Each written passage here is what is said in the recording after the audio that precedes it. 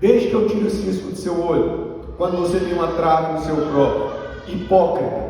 Primeiro julgamento que Jesus incentiva no texto: tire primeiro a trave do seu olho. Jesus está incentivando.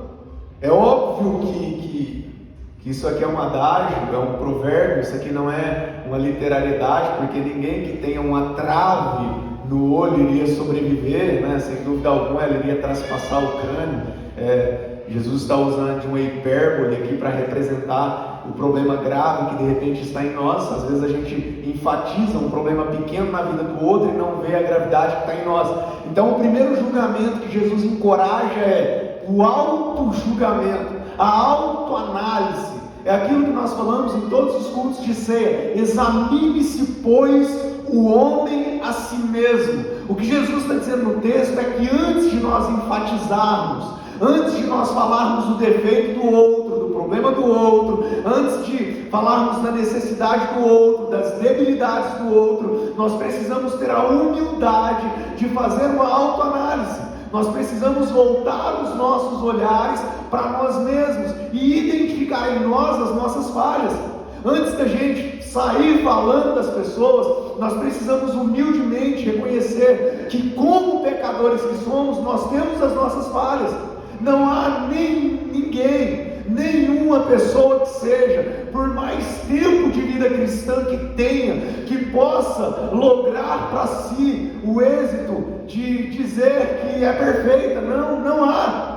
Todos nós somos imperfeitos, temos as nossas falhas, temos as nossas imperfeições, e muitas vezes nós estamos tão focados no erro do outro, estamos tão focados no problema do outro, que nós esquecemos de olhar para nós mesmos, esquecemos de identificar os pontos em que nós precisamos melhorar, esquecemos de enfatizar o quanto nós falhamos, e o quanto nós pisamos na bola, quantas vezes nós pecamos. Então Jesus, ele encoraja você e eu a olharmos para nós mesmos. Qual foi a última vez que você parou para refletir sobre os seus próprios pecados? Qual foi a última vez que você sentou com alguém, não para falar sobre o erro da pessoa ou sobre o erro de um terceiro, mas para falar sobre o seu próprio? Qual foi a última vez, mulheres, que você assentou-se com o seu marido para falar: meu bem, como eu sou pecadora, como eu tenho falhado como esposa, como eu tenho negligenciado o meu papel de mulher nessa casa, meu bem, os meus pensamentos têm me tomado, me ajuda em oração. E vocês, homens, qual foi a última vez que você sentou com a sua esposa para falar das suas fraquezas, dos seus pecados, para confessar diante da sua esposa o seu orgulho, a sua prepotência, a sua dificuldade em ter uma vida com Deus? Mas eu não tenho dúvida nenhuma que hoje mesmo, várias vezes durante o dia, você falou com ela sobre o problema de alguém, né? Ou ela falou com você sobre o pecado de outra pessoa, de repente um problema da igreja, de repente um problema no ministério, de repente uma falha de uma pessoa que você conhece.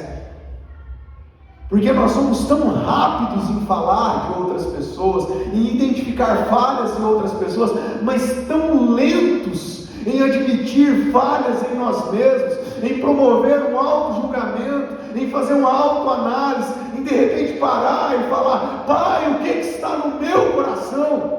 O que está na minha mente? O que me motiva? O que me move? Quais são as palavras que saem da minha boca? Que tipo de crente eu sou diante de Deus?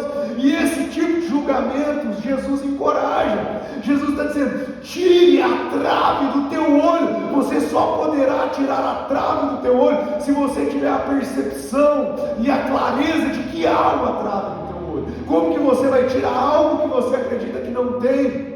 Como que você vai tratar um pecado que você acredita que não tem? Como que você vai corrigir uma fraqueza moral se você não a identificou?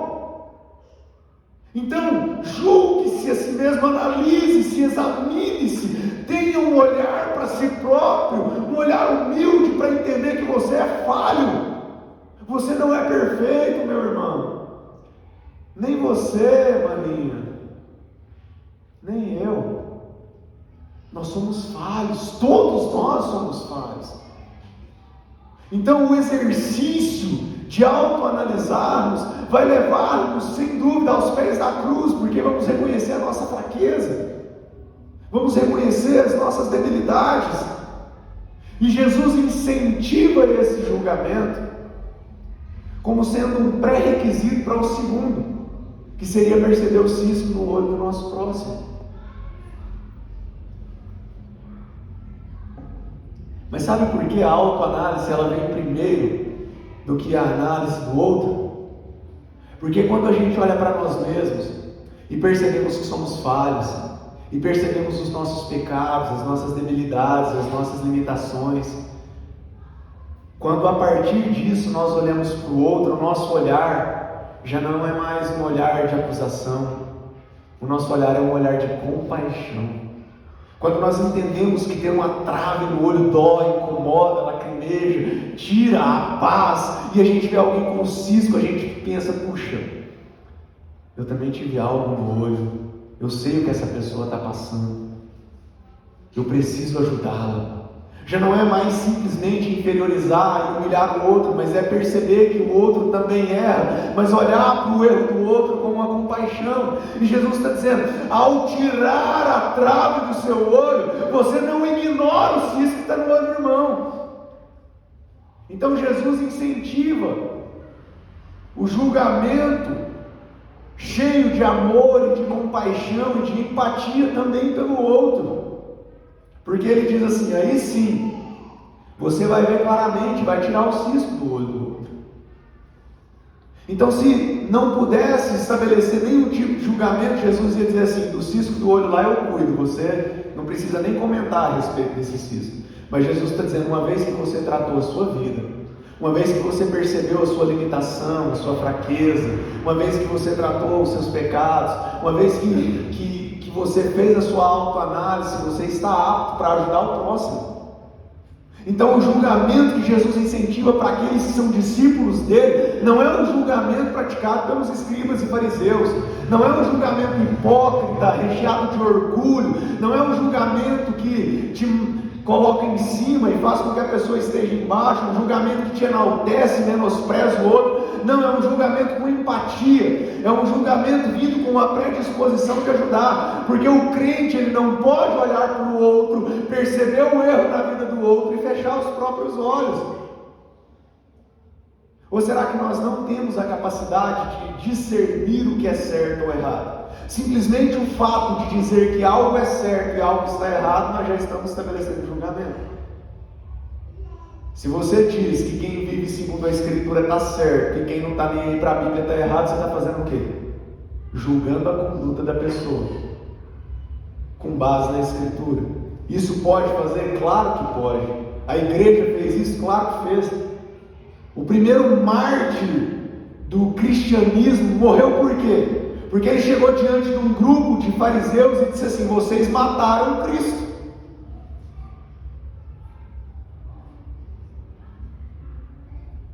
Julgador, vamos apedrejar ele, né?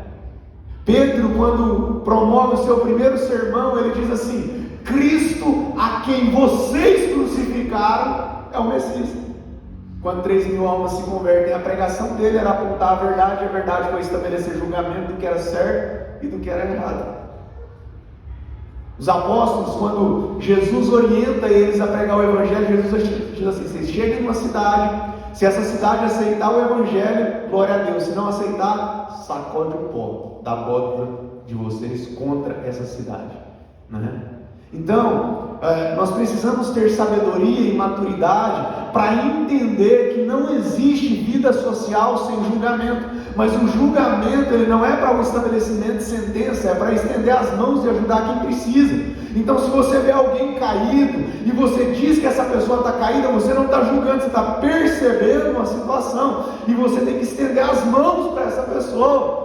Você não pode simplesmente dizer assim, puxa, eu vi o irmão usando droga, não vou falar nada porque eu não posso julgar. Você tem que ir lá e dizer para essa pessoa que ela está em pecado, e estender as mãos e dizer, meu irmão, você está em pecado, mas eu estou aqui para orar com você, para caminhar com você, para estar junto com você, para a gente vencer esse pecado, porque eu também sou pecador. De repente não é a droga, mas eu tenho outros pecados. Você vê um irmão em adultério, aí você vai dizer assim, eu não vou julgar, né? Vai saber por que ele está adulterando. Não é porque adultério é pecado, a Escritura diz, é claro. Tem que confrontar e dizer, meu irmão, tu está em adultério. Abandona esse adultério, eu estou aqui com você, confessa para tua esposa, nós vamos orar para que ela te perdoe, para que Deus te perdoe. É isso que Jesus está dizendo, não é para a gente fechar os olhos em relação aos problemas das pessoas, mas é que ao identificarmos os problemas, nós tenhamos uma coragem de confrontá-las com amor. Porque uma coisa é você chegar na igreja e dizer para todo mundo, puxa, eu peguei o pastor da igreja fulano de tal, que está vendo adultério, misericórdia, não sei o quê, né? E não fez nada para ajudar o pastor, o pobre coitado do pastor. Outra coisa é você chegar na pessoa e se dispor a ajudar, e é isso que Jesus está falando, tirou a trave do seu olho, ajuda o irmão a tirar o cisco do olho dele.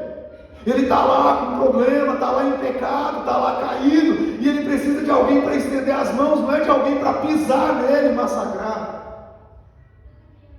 É ajudar, é fazer o bem para o próximo. Os discípulos de Jesus precisam entender isso. Você não vai negligenciar a falha do outro, mas você vai estender a mão para fazer a diferença na vida do outro. Era isso que os discípulos faziam, era isso que Cristo fazia, e é isso que nós temos que fazer. Então sim, julgue o outro com amor, e não julguem com hipocrisia, não julguem com soberba, não julguem com orgulho, não julguem como julgavam os escribas e fariseus hipócritas, mas percebam onde há necessidade de intervenção, de cuidado, de amor, de zelo.